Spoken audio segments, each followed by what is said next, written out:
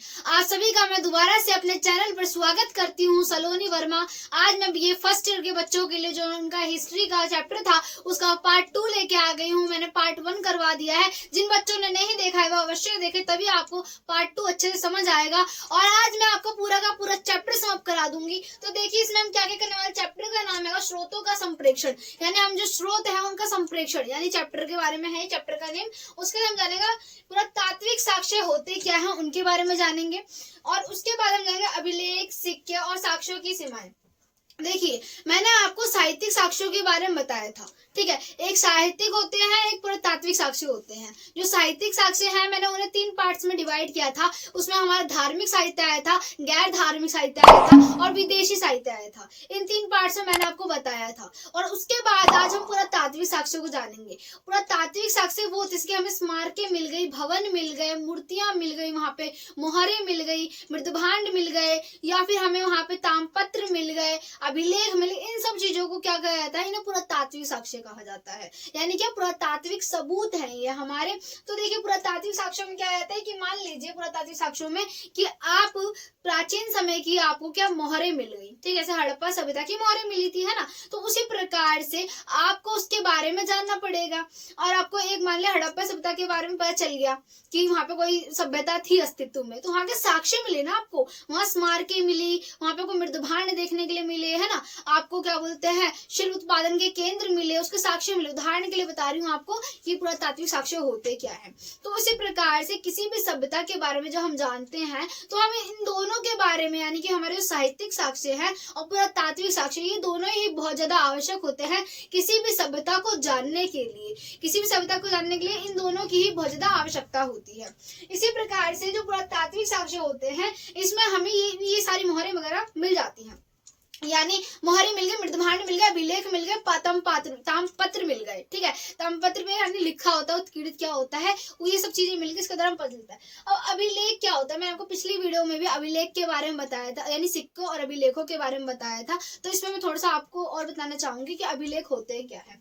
देखिए अभिलेख में होता क्या है कि अभिलेख, आप क्या सोच रहे हो अभिलेखों से, मैंने आपको पिछली वीडियो में बहुत अच्छे से बताया है कि अभिलेख जो होते हैं वो मिट्टी के होते हैं। मिट्टी के, किसी धातु के, कांसे, तांबे, किसी भी धातु के जाते हैं। उसमें हम चीजों को उत्कीर्णित करते हैं, शब्दों को उत्कीर्णित करते हैं और उसे लिखते हैं, ठीक है। तो ये जो है इसके द्वारा हमें साम्राज्य के बारे में पता चलता है किसी भी, यानी वो साम्राज्य था, उस शासक का साम्राज्य कहाँ तक फैला था, कहाँ तक विस्तृत था, ठीक है। और शासक की जो विजय है, ठीक है, यानी उसने कितने साम्राज्यों को जीता था, उसका साम्राज्य किस प्रकार था, जनता उसके बारे में क्या सोचती थी, जो जनता थी वो खुश थी कि नहीं थी, ठीक है। इन सब चीजों के बारे में हम क्या अभिलेखों से जान पाते हैं, अभिलेखों के सबूतों से हमें पता चल जाता है। इसी प्रकार से जो सिक्के हैं, देखिए हमें सिक्के बहुत ज्यादा देखने के लिए जो अशोक के समय में अभिलेख मिले थे बहुत ज्यादा, ठीक है। और अशोक को जो प्रेरणा का स्रोत मानते हैं हमारे इतिहासकार, क्योंकि उनके अभिलेख बहुत ज्यादा मिलते हैं। और अशोक जो थे वो एक महत्वाकांक्षी शासक थे, ठीक है। उन्होंने अपने साम्राज्य के विस्तार के लिए बहुत अच्छे अच्छे कदम उठाए थे। तो इसमें अब क्या जानेंगे हम कि सिक्के क्या होते हैं। देखिए सिक्के जो है हमारे गुप्त काल में तांबे के सिक्के, ठीक है, तांबे के, चांदी के सिक्के, जो तांबे के थोड़े कम सिक्के मिलते हैं, और जो हमारे जो चांदी के सिक्के वो सिक्के जो है वो भी मिलते हैं। और सोने के सबसे भव्य सिक्के जो है गुप्त काल में बनाए गए थे। अब आपको जो सातवाहन शासक के बारे में बताऊं तो सातवाहन शासक हो गए और कुमारगुप्त शासक हो गए। ये दोनों शासक की जो मोहरें थी उसके पीछे ना जो हमारे सातवाहन शासक है वो वीणा बजाते हुए दिखते हैं। वीणा बजाते हुए यानी कि उन्हें संगीत प्यारा है, यानी संगीत से उन्हें प्रेम है। ये हम समझ पाते हैं कि उन मोहरों के द्वारा हमें साम्राज्यों के बारे में पता चलता है कि शासक जो है मोहरों के द्वारा साम्राज्य का विस्तार दिखाना चाहते हैं, या फिर वो दिखाना चाहते हैं कि शासक सिक्कों के द्वारा किन चीजों को पसंद करते हैं। कि उनके बारे में बता दिया, उनकी रुचि किसमें थी, संगीत में रुचि थी, ये हम समझ पाए। प्रकार से कुषाण शासक ने क्या कि उन्होंने सोने के सिक्के जारी किए थे, परंतु वो इतने भव्य सिक्के नहीं थे, है ना। और उसके बाद धीरे धीरे यानी गुप्त काल के बाद से ही धीरे धीरे मिलावट होने लग गई सोने के सिक्कों में, ठीक है। ऐसे शीशे के जो सिक्के हैं वो भी जारी किए गए थे। तो हमने सिक्कों को जाना कि किस प्रकार से सिक्के हमारी सहायता करते हैं कि साम्राज्य को जानने के लिए। सिक्कों के द्वारा हमें पदों का भी पता चलता है कि शासक किस प्रकार के पदों को स्वयं के लिए धारण करते थे। जैसे अशोक के लिए प्रियदर्शी शब्द का उपयोग किया था। मनोहर मुकृति वाला राजा आपने 12th क्लास में पढ़ा होगा। तो ये पता चल रहा है कि सिक्कों के द्वारा शासक के पद भी निर्धारित किए जाते थे और शासक की जिसमें रुचि होती वो भी दिखाई जाती थी। शासक की चीजों के यहाँ तक कि प्रकृति को दिखाया जाता था। हड़प्पा की मोहर में प्रकृति मिलेगी आपको कि वो प्रकृति की पूजा करते थे, प्रकृति को पसंद करते, प्रकृति जो थी उसे बढ़ावा देते थे हड़प्पा वासी। इन सब चीजों से आपको पता चलता है।